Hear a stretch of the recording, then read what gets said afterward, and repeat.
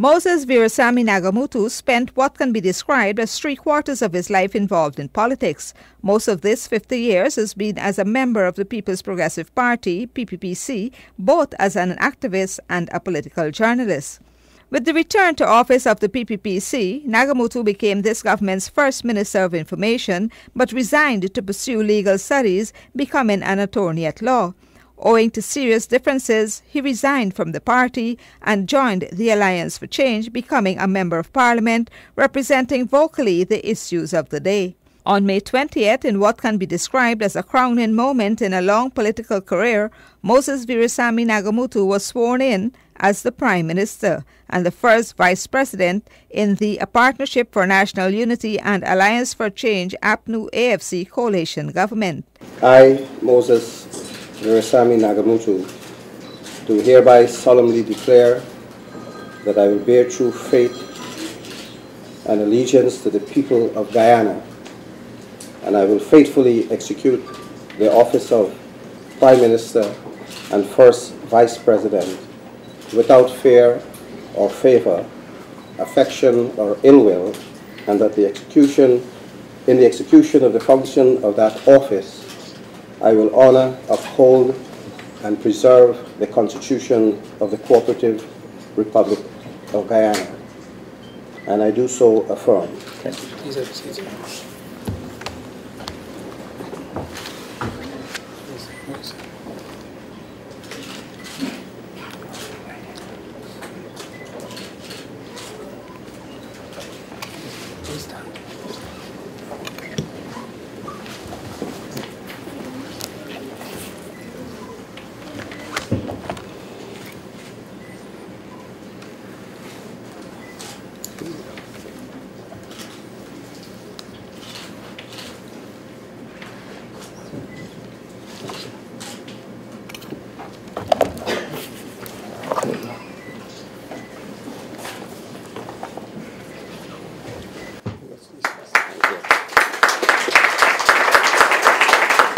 Mr. Nagamootoo was among the first of several members of the cabinet of the APNU AFC government to take their oath of office before His Excellency Brigadier Retired David A. Granger, Commander-in-Chief of the Armed Forces, on May 15. The others who took the oath of office were Minister of State of the Ministry of the Presidency, Attorney-at-Law Joseph Harmon. The Minister of State's duties will be similar to those that were carried out by former head of the Presidential Secretariat under the People's Progressive Party administration. The difference is that this position will now be a political appointment. Amna Ali is the Minister of Social Cohesion. Ronald Bulkan will serve as the Minister of Communities, formerly the Local Government Ministry. The Ministry of Housing will be part of Bulkan's portfolio. Carl Greenidge is the Minister of Foreign Affairs. Cathy Hughes, the Minister of Tourism. Winston Jordan, the Minister of Finance. And Valda Lawrence, the Minister of Social Protection. Meanwhile, Dr. George Norton was appointed Guyana's new Minister of Public Health. David Patterson was appointed Minister of Public Infrastructure. Dr. Rupert Roopnaraine, the Minister of Education. Basil Williams, the Attorney General and Minister of Legal Affairs. Simona Brooms, the Minister within the Ministry of Social Protection. Dr. Karen Cummins, the Minister within the Ministry of Public Health.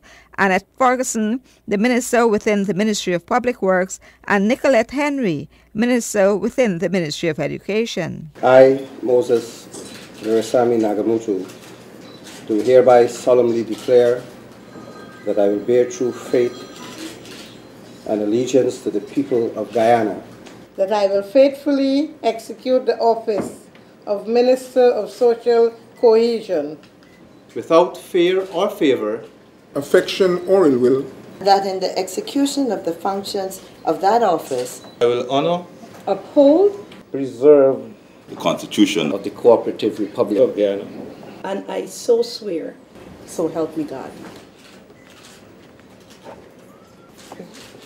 In congratulating the new members of the cabinet, President Granger reminded they are all one team and should all be committed to ensuring that all Guyanese have a good life. I'd like to congratulate the Prime Minister and First Vice President, Mr. Moses Nagamootoo, and the team of ministers and junior ministers who have been sworn in this afternoon.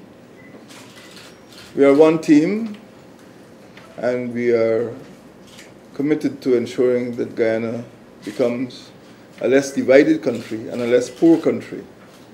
And I'm very confident that the ministers who've been sworn in today will give the support to me as President and to Mr. Nagamootoo as First Vice President, and will continue to work towards ensuring that the people of Guyana have a good life. We do feel that together, the political element represented here,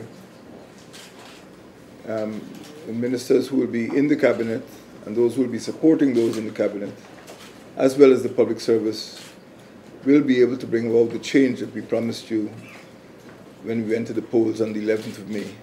Following the swearing-in, a few of the ministers spoke of some of the priority areas that they will look to quickly engage as they take control of their new offices. I am not holding a substantive line portfolio because my function as Prime Minister would place me as Chairman of the Cabinet, and I will have some kind of liaison supervisory role of the entire Cabinet to see that we bring together the legislative agenda. Then I'm leader of the House, of the government business of the House. So I will be fully occupied, but I will pay special attention within my ministerial outfit to information and constitutional reform. And those are two big areas because we had promised the Guyanese people that we will have constitutional reforms. So I pay special attention to that area. We've got one big problem on our hands, that is the availability of medication, that is pharmaceuticals and medical supplies to our institution. We have got to have a level playing field where all the stakeholders, that is the suppliers of medication, should be given an equal opportunity of supplying drugs at the lowest possible cost and of the highest quality. The other situation is that we've got to get rid of this cabinet order that permits a particular company to supply drugs. The second thing we have to look at is training. Now, the thing about training is the reason why we have Africans, Indians, Koreans, you name it, Chinese, all of, non-Guyanese working here in Guyana, in those Cubans in those specialist areas, because we're not specializing our people, okay?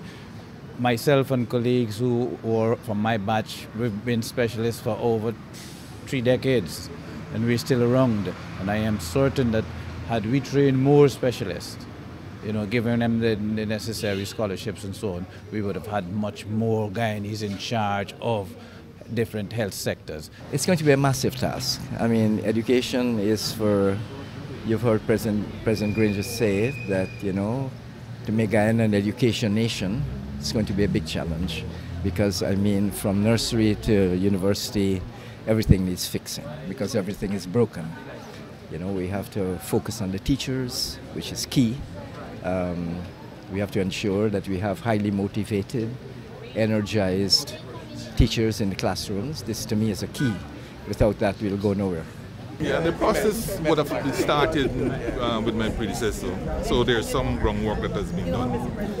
When I go into office now, I will have to look and see to what extent that groundwork needs to be adjusted, given the priorities of the new government. All right, and for example, you have different ministries, so that means there's a whole need of reconfiguration of duties, ministers, and costing of resources, right, both human and others.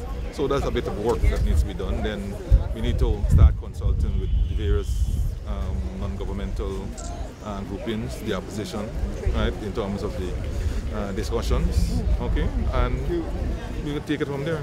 Well, there's several things that I want to get started with. The first thing is a proper marketing plan and a marketing program for Guyana.